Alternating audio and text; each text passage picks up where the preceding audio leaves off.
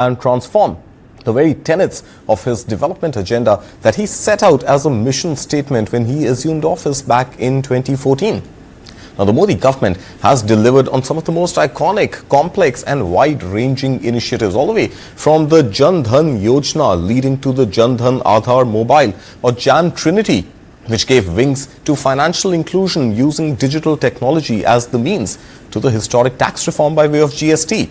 Now, from Startup India that built over 100 unicorns to Make in India that now stands firm on the feet of AATMANIRBHAR Bharat. And also from the Insolvency and Bankruptcy Code to cutting bank NPAs, the Modi-led government has pushed ahead with some of the most pressing economy reforms that can now catapult India to leap ahead and unlock its next chapter of growth. Now, the rate of infrastructure development that kept the Indian economy ticking during the pandemic-induced lockdowns has become the envy of the developing world. The economic and business reforms, including the cut in corporate tax rates and more recently giving more money in the hands of people through direct income tax cuts, have the makings of pushing India ahead in the ranks of ease of doing business, while also maintaining the badge of the fastest growing major economy of the world for years that have gone by and for years to come. Now, India stands at the cusp of transformation. The next few years will potentially make or mar India's Viksit Bharat vision of becoming a developed economy by 2047. So today, over the next 45 minutes or so, we do decode what has worked for India in the last decade and what remains the unfinished agenda. Now, from job creation to business-first policies and stock market to manufacturing excellence, let's kick off the look back and the look ahead with a set of very special guests joining me this morning. Right here with me in the studio is Barnik Chitran Matra, a PE investor and the partner at Chrysalis Equity Ventures. We also have with us joining remotely Mithali Nikore, founder Nikore Associates. She's an economist, as well as Srinath Sridharan, policy researcher and corporate advisor. Good morning to all my guests. Before we get into a larger discussion on what we have in store today, I think it's important to start at the very beginning. And let's begin actually by that one transformation, that one reform that has included millions of Indians in the banking net, in the financial inclusion of the country. Let's listen in first to what Prime Minister Narendra Modi in 2014 said from the walls of Red Fort on the JAN-DHAN YOJNA that was launched by the BJP government. और इसलिए एक special scheme और भी हम जोड़ रहे हैं आज 26 जनवरी तक, जिसमें आज जो 1.5 करोड़ लोगों ने किया है उनका भी समावेश होगा। 26 जनवरी तक जो लोग अपने खाते खुलवाएंगे उनको 1 लाख रुपया का अकस्मात बीमा के उपरांत 30,000 रुपये का लाइफ इंश्योरेंस भी मिलेगा। So banking the unbanked, that was pretty much the first nail which was hammered down in the country by Prime Minister Narendra Modi. Barnik, let me begin by asking you, JAN-DHAN, which led eventually to millions of bank accounts being opened, women led the charge in that. And then, of course, this confluence of technology where the bank account, a mobile number and the Aadhaar card all came together and direct beneficiary transfers became so much easier. Tell me about that one iconic decision by the Modi government. I think if you look at the decision today, 10 years out, nearly 1 billion more Indians today are banked than they were when at the beginning of the Modi term in 2013-14. I think the biggest credit to the Prime Minister should be the entire embracing of Aadhaar, which is a critical underpinning of the JAN-DHAN Aadhaar mobile trinity. Only when you have Aadhaar, only then can you bank people, then only can you identify people, right? In fact, when he was in the opposition, he was one of the most vocal critics of the Aadhaar program launched then by the UPA government. But once he came on board and he got a presentation from both the outgoing minister as well as the head of the UIDAI, he adopted it full go, and within a record record of 2 or 3 quarters, we had all of the bank accounts set up.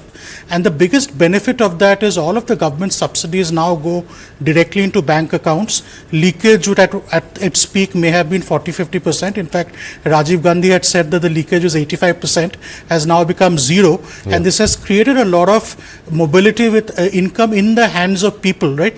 Remember, you cannot have the entire Manrega, the Mahatma Gandhi Employment Guarantee Scheme, and all of these schemes do not work unless you can give money directly in the hands of people who are the beneficiaries, right? Direct beneficiary transfer ensured that it can only be done if people have bank accounts, if you have Aadhaar cards linking to the bank accounts, and it reduces leakage in transfers, but more importantly, it has driven the entire bottom of the pyramid transformation.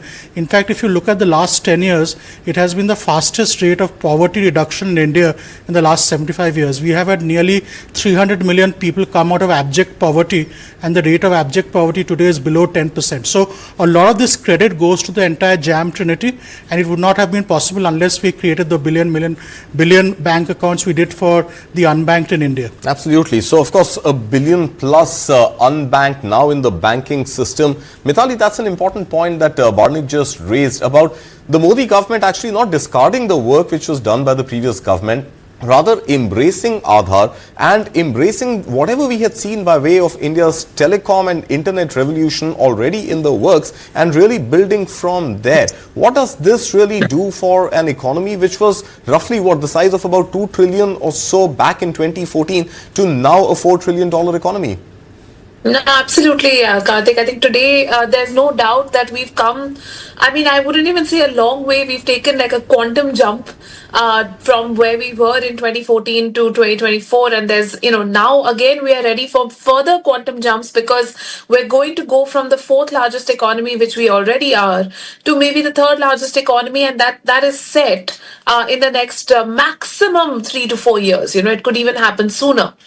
And one of the major reasons is this JAN-DHAN, Aadhaar, JAM Trinity, what we call, because at the end of the day, that has spread the benefits of growth amongst those who were traditionally outside of the formal economy. I can't tell you the millions of women I have spoken to.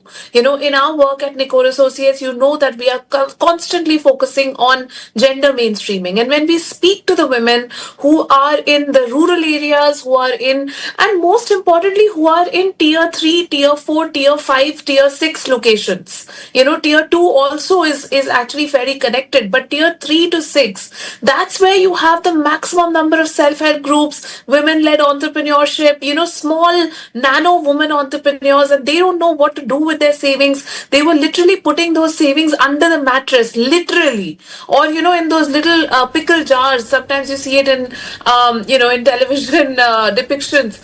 But this was actually happening. And when we spoke to them about JAM and the fact that they accessed their bank accounts for the first time from, earlier they would have to go to the bank. Now they can even do it from their mobile phones. The transformation in women's lives has been phenomenal, and today with access to this kind of capital, they've actually been able to raise loans. Many of them, they've been able to expand their businesses, they've been able to even get into exports. So that creates a whole new segment of the economy which never previously existed and is now powering rural-led development, women-led development in many, many ways. A lot of women who are also starting, innovation in their businesses. Earlier, maybe they have access to textile or handicrafts kind of businesses. Now they're saying, what, on my phone, I can see that if I just use this Banarsi technique to make a tablecloth, I will be actually able to earn more. So, there's a lot of innovation taking place. Right. Of course. No doubt, no denying that the JAN Trinity has been the bedrock of financial inclusion, and the fact that a lot of women now don't have to stash away cash under their pillows or in those pickle bottles, Mithali, as you're saying. But Srinath, let me bring you in, and you often play the role of a contrarian, and I welcome your opinion on that. I also want to highlight the fact that a lot of JAN-DHAN accounts continue to be zero balance accounts. A lot of them continue to be inoperative, and the point that Barnik was making earlier, that the leakage has been plugged to zero. Can we safely assume that the DBT is going through very smoothly? There are no hiccups, there are no leakages at any point, and the fact that so many accounts have been opened, but many of them perhaps not really being utilized by the people. Karthik, hi. The challenge, if you actually read the RBI reports, they've alluded to a lot of these accounts being used as mule accounts.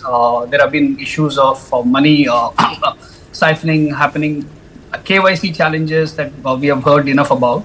I think, but the relative proportion of this is far, far lesser. So while we can safely assume that it's about 0% leakage, the reality is a lot of these will still continue to be zero balance account, will continue to become mule accounts. Fundamentally, I think that's a different conversation on the regulatory architecture of KYC. We cannot have different definitions of KYC across different regulatory framework, which seems to be the norm. And hopefully soon we will have one single clarity. But I think we're missing the larger narrative, Karthik, if we don't give enough attention and praise that is due. 3 things, I think, fundamentally, apart from JAN-DHAN, that changed the narrative for women in India.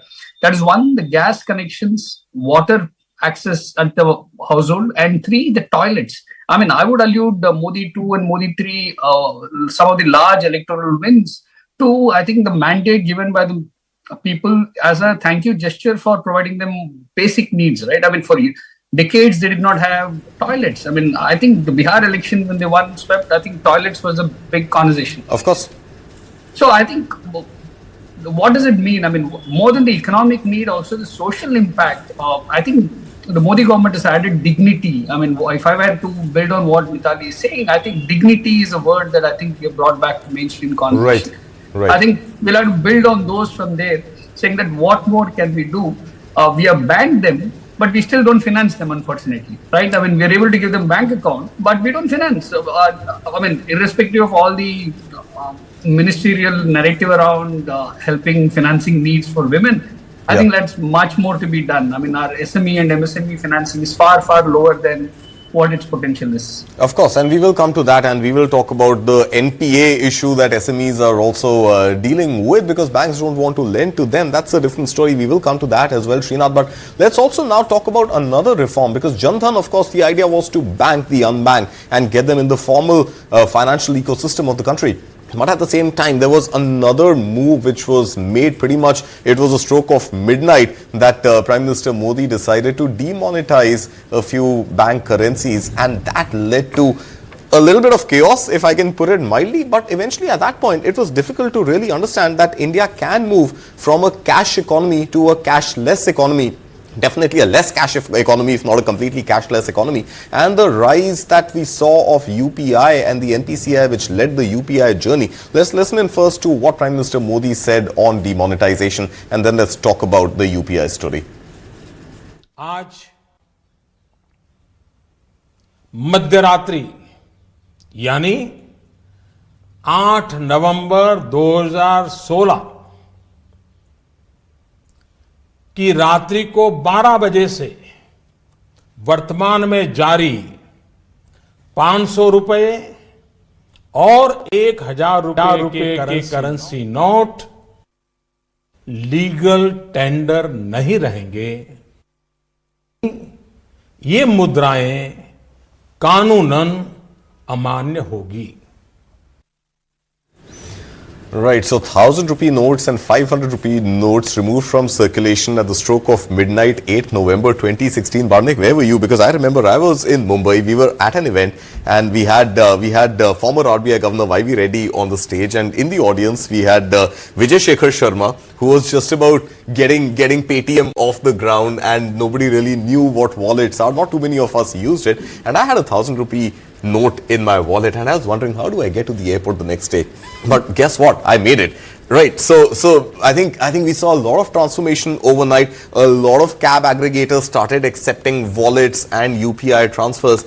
And yeah, I mean, all of that seems history now. 10 years on, 9.5 years or so on. It seems that great. I mean, this was something which had to be done. Whether it was done in the right manner or not is debatable, but the fact is that today India has embraced digital payments like nobody else. Yeah, so I think to respond to your question, I was also in Bombay and I realized the pain of demonetization next day when there was no money to buy vegetables, right? And I had to actually bribe an ATM guard to let me know when money would get deposited in the ATM. Yeah. And usually around 3 a.m., 4 a.m. would make a run to the ATM to pick up cash. Right. I think in hindsight, while there are positives like push of digital transactions, digital banking, however, if I look at the last 11 years, if there was one misstep and one misadventure, I would call demonetization as a huge economic shock. Yeah. By one step, I think we completely decimated rural consumption, rural economy. The cash economy got decimated. We did it for digital transactions, but if you look at the money supply today in the economy, we spend more cash than we did 7-8 years back. So while there is higher penetration of digital, I don't think cash has gone away. Cash has again come back into the economy. So again, while we can now today think of some of the benefits, the way of doing it and the fact that it set our GDP back by a few quarters by the destruction of rural consumption is something which I would attribute as too adventurous at that point, right? And I think it is a testament to the Prime Minister's support and the affection he has from the masses. The masses embraced it. There was not a lot of complaining about it. I think any other Prime Minister with lesser political capital would have suffered from it. Right. But I think in hindsight, I would call it the one big misstep of the last decade. I think there are far better ways and easier ways to do it. I think the rise of UPI is contemporaneous. It is not causal based on demonetization. In fact, UPI came a year or two later. I think it created a lot of, I would say, good wallet stocks and banking stocks. But again, if you look at the companies today, they're not even in the top 2 of their industries. Right? So again, it created a fillip to companies who are not very competitive, didn't have good tech. But again, it accelerated our journey to digital payments. But in hindsight, did we see the full benefit of it? I think there are greater cons than there are pros of that move. Greater cons than pros. Srina, do you agree that demonetization, while of course the manner in which it was done and the kind of discomfort it caused temporarily, well, more than temporarily, honestly, is out there and I think quite recent in people's memories. But the fact is that India has taken off and embraced digital payments, which seem to be arguably the best in the world today. Digital payment being best in the world, yes, thankfully, I think we should credit RBI and NPCI for it. And as Barnik rightly pointed out, it came in 2 years later than demonetization. And to me, the chief digital officer for Indian payment system has been actually COVID. It's not even demonetization. But for COVID, if you realize that most of us were stuck at home trying to buy, not just from platforms, but also from individuals, right? I mean, these are these mom and pop vendors from the informal sector. And yet they embraced payments to a phenomenal extent. I mean, payments did not come from manuals. And there, I think you have to give credit to the Indian ecosystem for innovating on payments, especially the Paytm, the boombox and stuff like that. So I think that is one. And two, I think very phenomenally for RBI and NPCI to cope with the volume of this. I think this is what is the biggest disruption. And unfortunately, this is also the only biggest fintech disruption and innovation that we keep talking about. Whenever there is a political conversation around tech disruption that India has done, we seem to allude to payments and not anything else. I mean, we have not seen similar, let's say, disruptive movement in insurance or wealth management for the masses, not just at the HNI level. So coming back, I think payments, did demonetization hurt the economy to an extent? Yes. And I think I love the word that Barnik used, the political capital of the Prime Minister. I think with the affection that people have for him, he could get away and pull it off. I don't think any other politician would have dared to even attempt that. All right. And we were talking about how COVID saw the rise of UPI and acceptance of digital transactions. But Mithali, another thing that we saw during COVID and that really, kept India's economy ticking was the pace of infrastructure development. And we saw that India really focused on the supply side reforms during those 2.5 years of critical years of India being slow in moving out. The government used that time to build infrastructure, and that kept us going as an economy. And in fact, it is around that time that India started ranking high in the rank of fastest growing economies of the world. Yeah, absolutely, Karthik. So I think, just commenting on both of these things, when we look at demonetization, I think there can be no two ways. I think there's a consensus amongst most economists that on balance, 10 years later or 15 years later, we will still be talking about the fact that the demonetization exercise entailed higher costs than benefits. I get the fact that there were certain logic around the leakages from the system, around black money, around corruption, and the government has sort of come into a mandate, campaigning around corruption, and they needed to kind of show that they were doing something about it. But the manner in which it was implemented, I don't think that, it was very citizen friendly. And at the end of the day, it was, the rural people, it was the women, it was the working class, which, sort of bore the brunt of demonetization far more than the privileged few. So I think there can be no controversy around that. And I think the Prime Minister's office themselves and, even the government themselves have to some extent understood that and have internalized that, for future work. But coming to the point of infrastructure development, I think this is where this government has had a stellar record, not only in the successive governments that India has had, since independence, but even globally when we compare India's very calibrated path of infrastructure investments. It's absolutely commendable. I just want to give one example here. I was in the UK last year, on vacation, and I was reading the newspapers, and they're trying to build one railway line to connect the northern part of the United Kingdom with London. And that one railway line, that one project has been delayed inordinately over 10 years and then 12 years and then 15 years, which has really resulted in the project cost going, 4x or 5x. And now that project has been stalled because the project cost has exceeded all expectations. Now, compare this to India. We have managed to create the fastest network of national highways in the last 10 years. We're building almost 80 to 100 kilometers of highways on a daily basis. We have managed to crack the code on public-private partnerships for our road sector development. We have managed to bring in private sector interest into railway station development, which was thought absolutely impossible, when we look at 5 years or 7 years ago. We have managed to bring in the national logistics policy, which has targeting to reduce the logistics cost from, point A to point B from nearly 13% of GDP to almost 7% of GDP. That's half.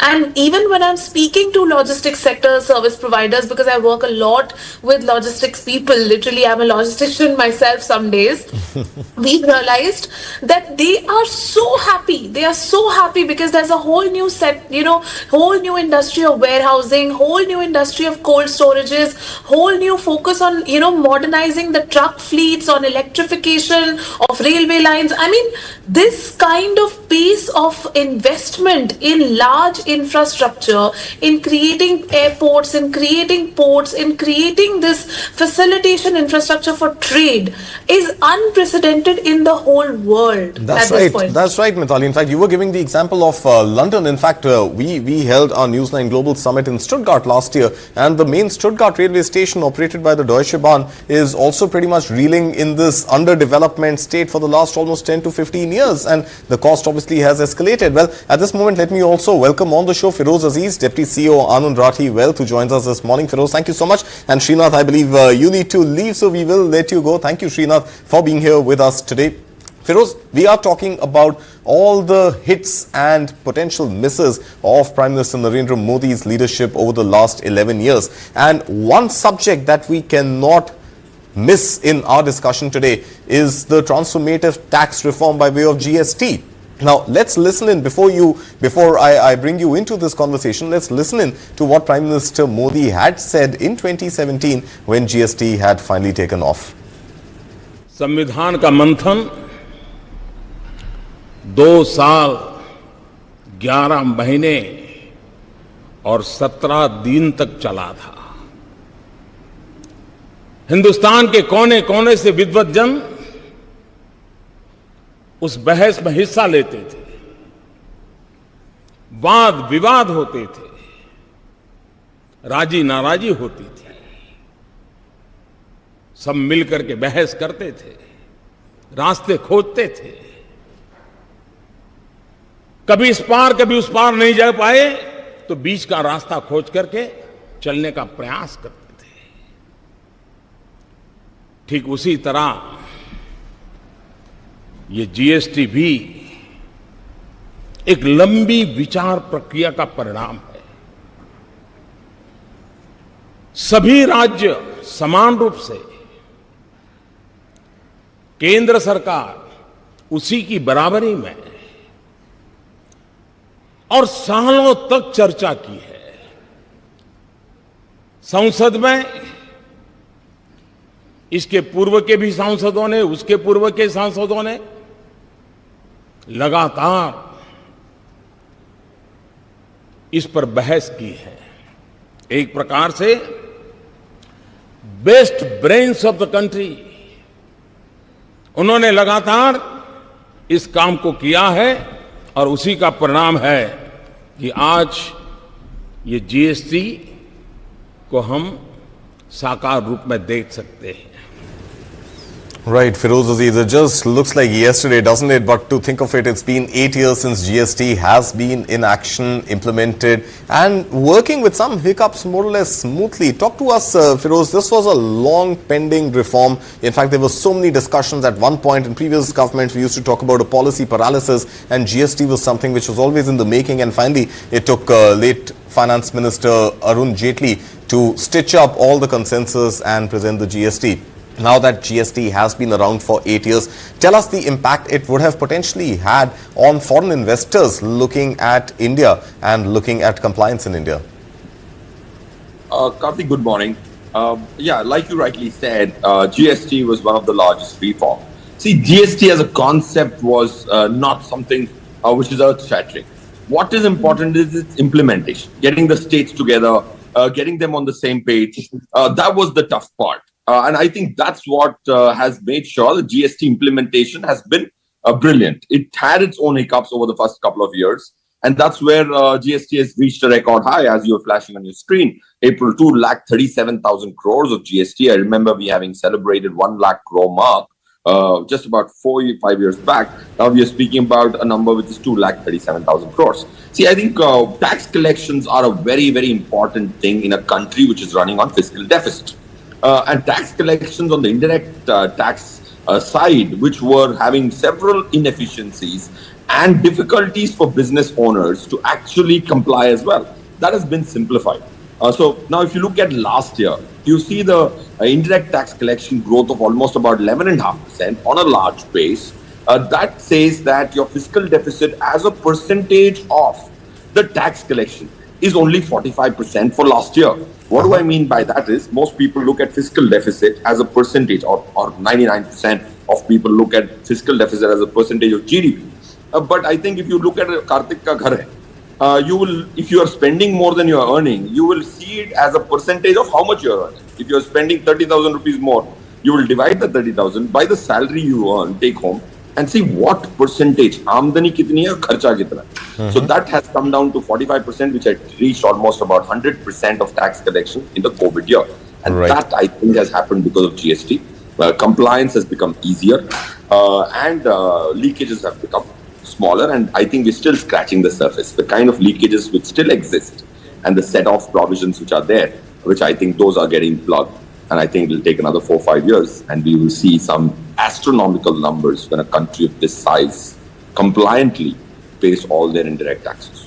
All right, Feroz, stay with us. Mithali, let me bring you in. Of course, GST has been one of the most transformative, one of the biggest reforms that we've seen in India's tax collection and tax ecosystem. But at the same time, it continues to be a complex tax. And every time there is a GST Council meeting on the horizon, there are talks about simplification of GST slab rates, simplification of filing GST returns, and all of that creeps in. We haven't really seen in the last 8 years, barring those little tweaks that we have seen on every GST Council meet, we haven't really seen phase 2 of the GST reforms really kick off so far. No, absolutely, Karthik. I think, this is a very critical sort of area of reform that we still need to work on. Because when we look at the implementation of the GST, it took almost 10 years to bring the states together, to move from a regime of the kind of indirect taxation and the value added tax where, states had a lot more say when it came to the VAT, when it came to the VAT, because at the end of the day, they could set their own rates, and it was a massive dependency for them to move to a regime where the GST is collected even, because the integrated GST or the central GST, they get a share of it, but that share is then transferred from the central government to the states. And the states, many states we've seen, especially states like West Bengal, we've seen that they are constantly criticizing the central government to say we haven't received our shares of the GST revenues. So it was quite an effort for the states to say we'll go from a regime where we collect the tax to a regime where at least some part of that tax we collect still comes to us from the central government. So there's one part of that. The second part which really has to change is this entire idea of advanced GST, because even as an MSME myself, I face this issue on a monthly basis where even if I haven't received my payments from my clients just based on the contract itself, I have to give a future projection of how much GST I have to pay, and then I have to also file the GST based on the contractual terms and not on the basis of actual payments received. So right. My client might even pay me after 6 months, but I am filing GST for based on the contract today.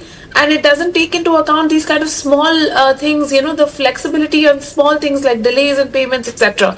Right. And that is hurting the MSME sector. So I think that, this is one area in which we need to build consensus, and we need to build consensus fast. All right, we need to build consensus, but I think one thing that we have built consensus on, Feroz, and let me bring you in again, is the fact that India's stock markets over the last 11 years have skyrocketed like we've never really seen before. In fact, Feroz, if I remember correctly, Sensex in 2014 was at the levels where Nifty 50 is today. We were looking at Sensex at about 25,000 levels in 2014 and 81.5 or something market closing on Friday. We are looking at almost a 3 times growth, in fact more than a 3 times growth on Sensex alone, and a similar story for the Nifty. For the market specifically, what has really worked in the last 10 years?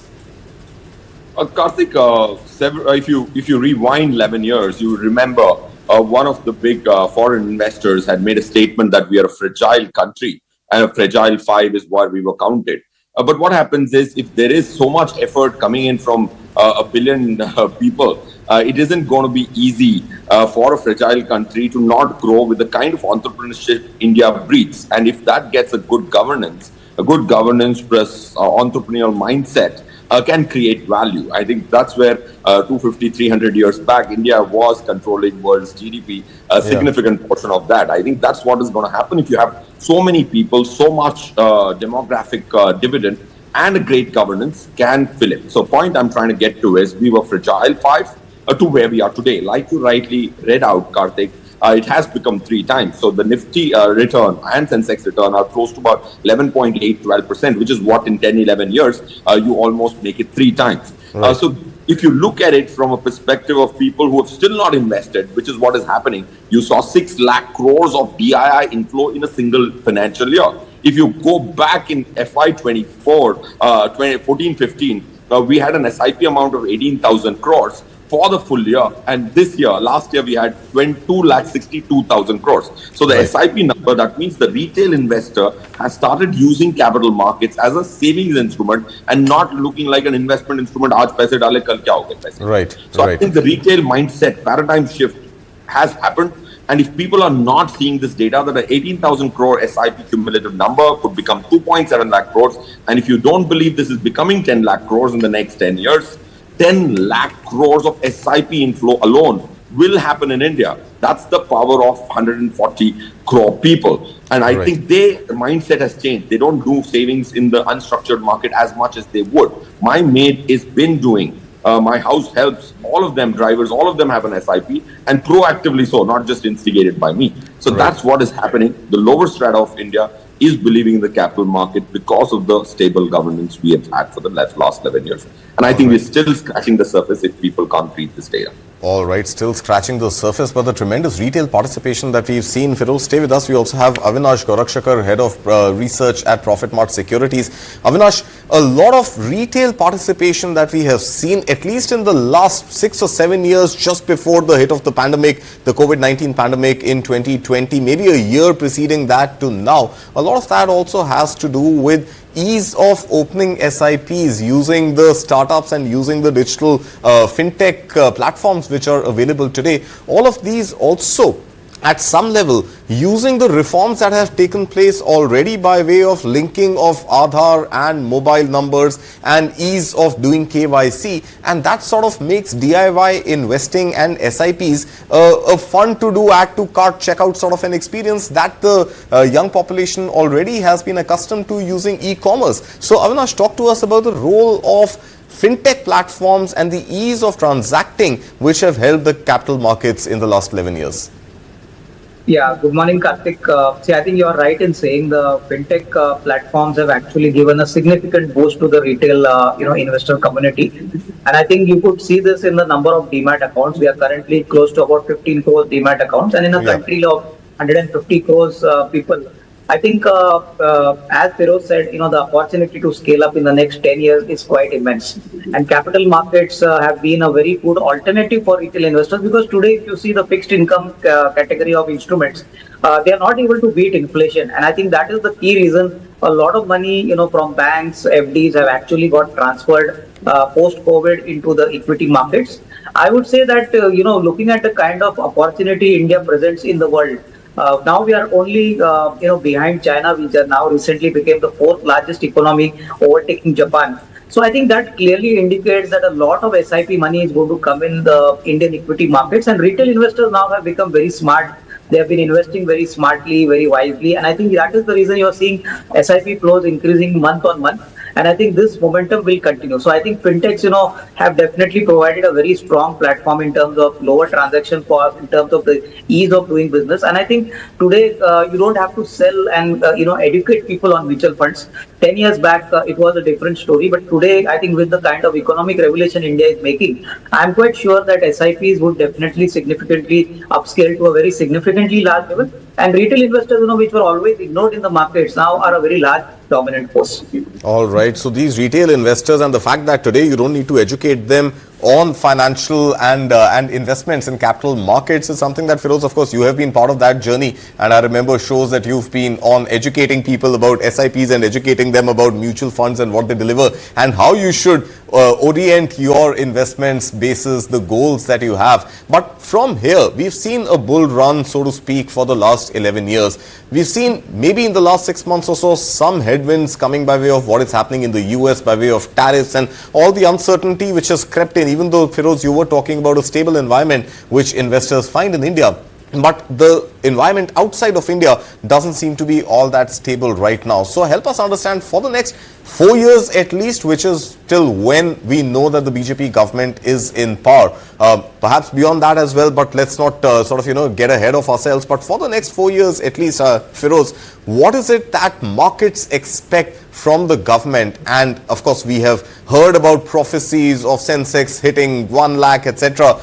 None of them have come through as yet. But what is it that the markets and the investors, Indian retail investors, DII, as well as the global investors, expecting over the next 4 years?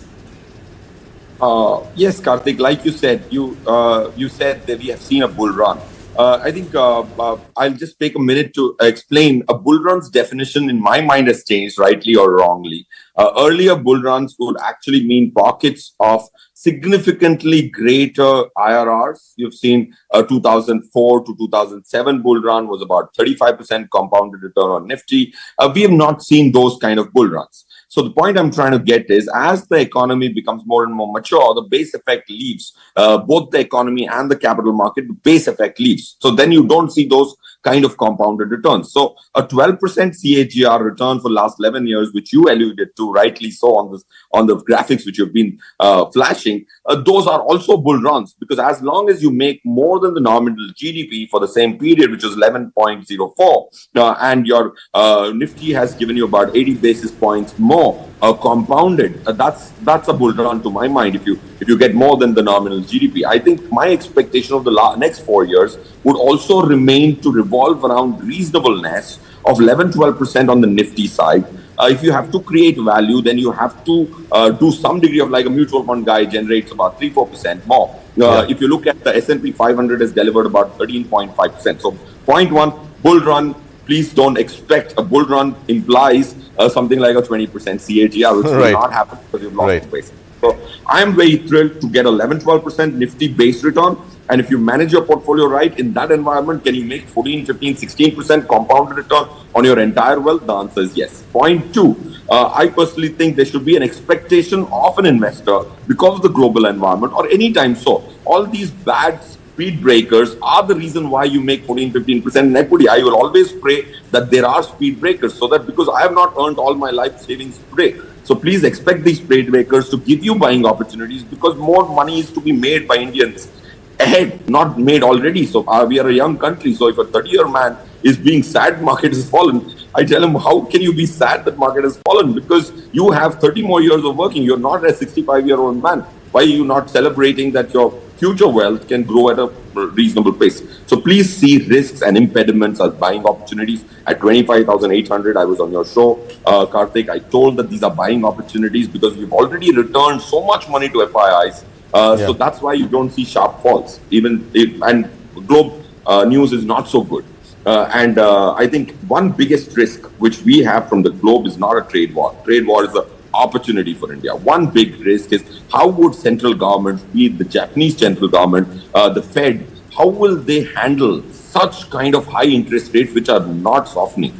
Japan going to 1.5% 10-year paper is unheard of in this in the lifetime I have seen Japanese market. Those are the risks from the debt side which can spill to equity. Sorry for the longish answer. No, that's fine, Feroz. Always welcome. And when you were talking about a return of 12 to 15%, 14 to 15%, Barnik sitting with me in the studio was nodding in disagreement. Barnik, what is your apprehension? No, see, listen, I have a slight disagreement, not on the numbers, but on the philosophy, right? For an economy which is growing in nominal terms of 11 to 11.5%, 12.5% equity returns is not enough to justify the risk premium. If you dollarize our returns over the last decade, you have to take 3% off, right? In dollar terms, our stock markets have barely grown at 8-9% compounded per annum. Right. So if you look at from an FII point of view, India is not the most attractive stock market to invest given the risk which entails, right? And if you are delivering only 8-9% dollar returns annualized, it is not enough of risk to cover it, right? So again, I think the good news is that there is more retail participation, but we are still heavily dependent on foreign flows, both FII and FDI flows. And the current structure of the market, the structure of the companies, remember at 25,000 also, we are one of the most expensive indices in the world when you look at PE ratios, right? So again, it's not enough. I don't think corporate earnings have kept pace with where they have, and they actually point to structural issues which need to be solved going forward. So I would not celebrate success on the capital markets. I think the success is temporary, as you have seen the last few quarters as FI have pulled out money. We are net FI FDI negative for the last year, even though we had a record year of $81 billion of FDI on a net basis. We are marginally negative. So again, you should see how globally people look at it, right? Point taken, of course. So when it comes to dollar returns and when it comes to foreign investors, point taken. But I think Feroz was alluding to what a retail investor sitting in India can potentially make, and buying on dips perhaps presents an opportunity. Feroz, I understand you also are on a timer and you need to leave, so I will thank you, Feroz, for your time. Go ahead, Feroz. Before I come to Avinash, go ahead. Because if you look at risk, jaise our co-panelist Ashwin, right? Karthik? Ashwin sir said, right? Risk is high. If risk is high, let's put the Nifty and S&P on an Excel sheet and measure the standard deviation from 23rd March 2020. Okay, India is not a speculative market anymore. Shorts are restricted. There are only few markets like South Korea has shorting restricted. India has had a short restriction of 500 crore notional. The S&P 500 has thrown up 60 bips more standard deviation than Nifty.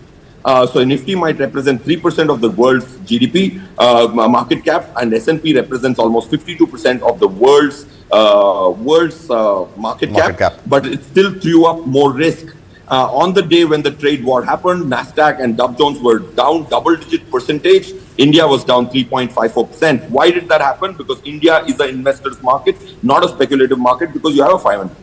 Second, PE might be high. I think PE is, to my mind, not a great barometer. You have to look at, you pay a PE because of the growth. If you look at PEG, India is one of the cheapest top 10 economies from a PEG perspective.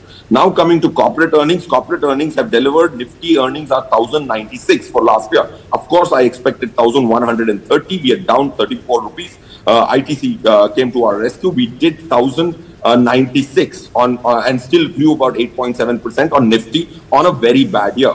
Our GDP numbers came at 7.4, which was 7.4, 7.5 for last quarter, which makes us, again, I'm not saying there are no risks. There is no impediment. There is more to come. There are so many things we need to fix from an FII becoming an India market. But risk is something most people are speaking in English. Look at the number, put the S&P 500 risk. So FII, if he speaks to me, I tell him, let's do the math. India might have a perception of a risk. You put that on an Excel sheet, get me beta, where standard deviation or value at risk. All these three are risk measures. All the three. Nifty throws up far better numbers than S&P 500 is my simple point which I'm making. Do the math and you will know perception on risk of India is significantly different than the reality of risk. All right, it's a battle of narratives, perception versus math. Feroz Aziz, thank you so much for your time today. Barnik, do stay with us. We have a lot more to discuss. But Avinash, before I let you go, I want to understand from you a pointed question. Next 4 years for India's stock markets, until we know Prime Minister Modi will be the Prime Minister of India, what are retail investors expecting by way of policy reform, policy push, and what is it that foreign investors would be expecting, and adding to what Barnik was saying, so that their dollar returns are also stronger than what they're finding in other markets, Avinash? No, I think, a lot of policy announcements have already been announced, but I think, sectors like insurance, sectors like typically banks, sectors like infrastructure, I think a lot of leeway is still left to be announced. And I think the markets are now clearly looking at more and more private participation. In fact, one aspect which the government has actually lagged behind is the PSU divestments. A lot of noise was made initially by the government, but I think if this PSU divestment kind of strategy is also followed in a very constructive manner, then I think, the government could also generate a lot of revenue. At the end of the day, investors would also get to invest in many good companies which are still not have gone public. So I think, clearly on the policy side, India has already made it, possible that, doing business in India is much more relatively easier now, but a lot remains to be done in terms of the infrastructure and the, bureaucracy which is present in the government. So I think to that extent, I think a lot of headroom still continues. But yes, I think over the next 3 to 5 years, I think the real money, Karthik, is going to be made in the broader markets. I think what Feroz was saying 10-12% is fine. But if you look at the growth in the broader markets, I think that is where a huge amount of alpha gets created. And this is because the real growth in the economy is going to come from the MSME and the SME sector. And that is where I think the government needs to put in a lot of energy, a lot of policy focus, which would eventually, a stronger GDP growth and obviously more investment opportunity for investors, on the retail side as well as on the institutional side.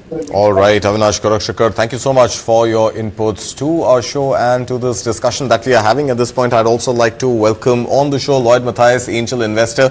Lloyd, Avinash was just talking about the fact that the SME, the MSME ecosystem has to be strengthened. And in fact, that was one of the key tenets of Prime Minister Modi when he assumed office of Prime Minister of India. And Make in India was one of the biggest buzzwords 11 years ago, and the idea was to really bring back manufacturing and strengthen India's SME and MSME structure. But 11 years on, we are still talking China plus one. We are still talking, are we going to get there? Are we not going to get there? And down this whole journey of making in India, we also ended up making 100 unicorns. So it's been a mixed bag of startups, some of them finding enormous success, but specifically MSMEs in the manufacturing space not getting access to the kind of credit that they would have potentially wanted to be able to grow. Before you answer that, Lloyd, let's listen in specifically to what Prime Minister Modi had said on Make in India.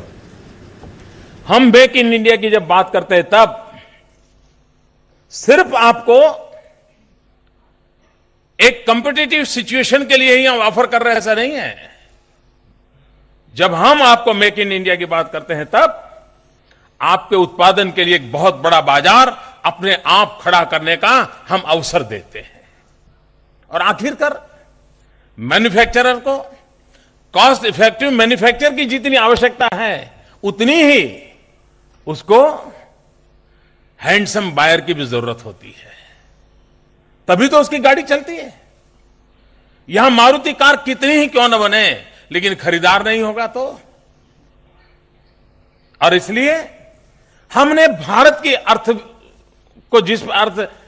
को जिस प्रकार के बदलाव लाना है, उस बदलाव में एक तरफ मैन्युफैक्चरिंग ग्रोथ को बढ़ाना है, एट द सेम टाइम उसका सीधा बेनिफिट हिंदुस्तान के नौजवानों को मिले, उसे रोजगार मिले, ताकि गरीब से गरीब परिवार की आर्थिक स्थिति में बदलाव आए। Lloyd Matthijs, a lot of things said in that short 1.5 minute clip that we just heard, all the way from giving all the tools necessary to the MSME sector to enabling them to create jobs for India's youth and giving them access to buyers in India and internationally. 11 years down, do you think India has been able to deliver on these three tenets? Thank you, Karthik. I think that's an area where India has clearly fallen short. I think for all the positives of the 11-year Modi governance, and I think there have been many. I think the MSME and manufacturing part has been, as of now, and as of now, I want to qualify it, has been more noise than actual performance on the ground. Having said which, I want to recognize two things. I think one is that the change in manufacturing is a slow process. The PLIs have been put in place. I think before they really start kicking in, with some time to come. I think secondly, COVID did present an opportunity, the whole China plus one. But I think some of that has got muddied given the recent tariff announcements and such like.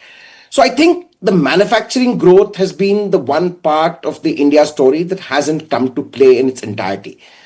On the positive side, and I would speak clearly in terms of what has happened on startups, the Commerce Minister said about areas like deep technology. I think there have been significant progress, but there too issues of governance, I think, have become a bit of a problem. So there have been some issues, but on the whole, I think the kind of policy stability, I think the kind of bold moves the government has made, embracing important policy reforms, starting with the GST, the insolvency code, I think a lot of them have been very positive. But the biggest single plus I think this government has managed to enable is infrastructure and the digital push.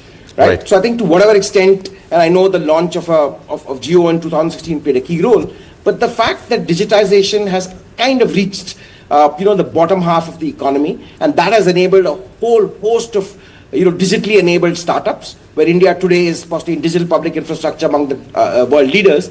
I think that has been one significant plus which this government truly has delivered upon. All right, Lloyd, thank you so much for that. Mithali, let me bring you back into this conversation, and thank you for listening in so patiently. Now, Lloyd did touch upon the fact that PLI has been one of the incentives that the government has offered to give a fillip to manufacturing. But from the 1.97 lakh crore rupees allocated for PLI, we've ended up disbursing not more than about 9,000 crore rupees. And the only real example of PLI making a mark so far has been Apple. And again, there is this debate on whether Apple will double down on India or not. So what should the government do from here? Has PLI been good enough? Does that need to be reworked? And where does the India manufacturing story go from here? We are running short of Mithali, so just short of time, Mithali, so just about a minute or so if you can tell us. Yeah, so I think, Karthik, one of the reasons why the disbursement has been slow, first of all, is that the disbursement is conditional on jobs getting created. So it's not that, you will come into India and immediately the government will start paying you. It's only after you create a certain number of jobs is when you are entitled to the payments from the PLI scheme. So that's why, we are not seeing the disbursements at this point, because the jobs are also created over a set of time. Of course, we have to relook at, which sectors, which focus areas, with states, on PLI, but I don't think that it's actually not working. There's a lot of evidence coming in of investor interest and job creation. So I think give it another year and we'll see much better data coming in. All right, 1 year, the clock is ticking on that. Mithali, we will, I'm sure, have this discussion a year from now also and see what progress India's PLI schemes have made. But Manik, as we end the show, let me finally bring you into this whole manufacturing conversation which has been on. Is India geared up? Do we have the right resources? Do we have the right policies? Do we have the right talent? And do we have the right access to capital to really compete at some point, maybe not today, maybe not a year from now, maybe not even 5 years from now, but at some point in the future, are we in the race at least to compete with China? So the answer today is no, right? And the answer is no because this is, I think, the biggest opportunity for the Modi government going forward. Structural reform on big issues like land, labor have not been addressed. If you look at foreign investors coming in, despite all the noise and ease of doing business, India remains a remarkably difficult country to invest capital in and do business. If you look at the FDI numbers, again, we are celebrating 81 billion, but it's less than 2% of our GDP. If we have to drive 8-9% GDP growth and drive 30% manufacturing growth, we need $150-200 billion of investments into manufacturing. So today, I don't think the policy framework is enough. In the absence of deep structural reform, which I think the government should now have the courage to do, this will not change. I think it's going to be remarkably difficult for us to attract, because the biggest beneficiary of China Plus One has been Vietnam, and not really India, right? So again, we are not ready. We are not skilled enough. Skilling is a huge challenge. Finding semi-skilled, skilled labor in India continues to be a challenge. So a lot of the supply side initiatives, including reform and skilling, still needs to be worked on. I don't think even in 1 year we'll see any impact on the PLI measures. So I remain cautiously pessimistic about, about what will happen. But hopefully the government will have courage to do more, given that it has overseen 11 years of political and economic stability. We now need to stretch for more and do more when it comes to reform. All right, Barnik, Mithali, Lloyd, thank you so much for having this conversation with us. We will leave it. A lot more structural reforms needed, unfinished agenda to be completed, and only then should India be in a position to unlock its next phase of growth. With that, we will leave it at that. Thank you so much for tuning in. You are watching News 9.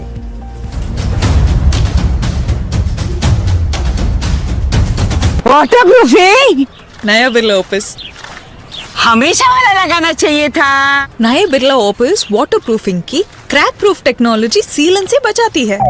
हमेशा वाला लगाना चाहिए था। Birla office 14 साल तक की water proofing warranty देता है। हमेशा वाला लगाना था। इनको जमाने से पीछे चलने दो। आप चुनो नया Birla office.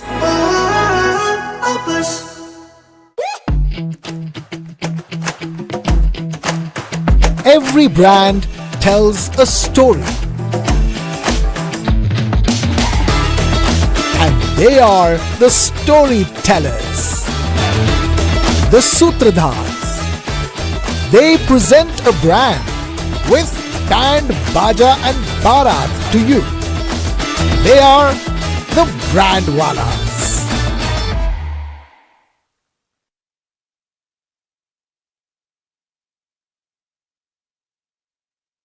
Light, camera, and action.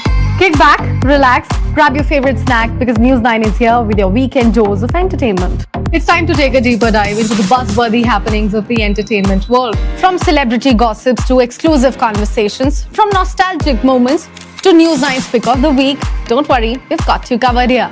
And I hope you've grabbed your popcorn by now because News 9's page 3 is here to serve you everything that we call entertainment. So do stay tuned every Saturday and Sunday, 2:30 p.m. Fertility rates in South India have dropped more sharply. In the future, you can see it going further down. Population aging is definitely a cause of concern. This is an alarming situation. Horror of horrors, the Pollachi horror. Anna University case is despicable. Of course, there is a political angle everywhere involved. Can they ever erase the trauma of these Tamil women? They give a lot of psychological counseling and support to the victims. Can we still make up?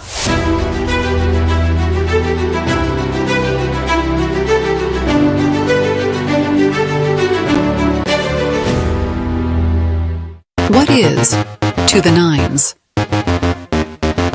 In literal terms, it's perfection. But to us, it's not just a phrase, it's an attitude. One that starts at your desk and sends a statement to the world. To the nines is about taking charge. It's a way of life where every scene, every fold, is crafted with excellence. It's timeless elegance and uncompromising quality made for the corner office. It's the ideas that inspire redefining order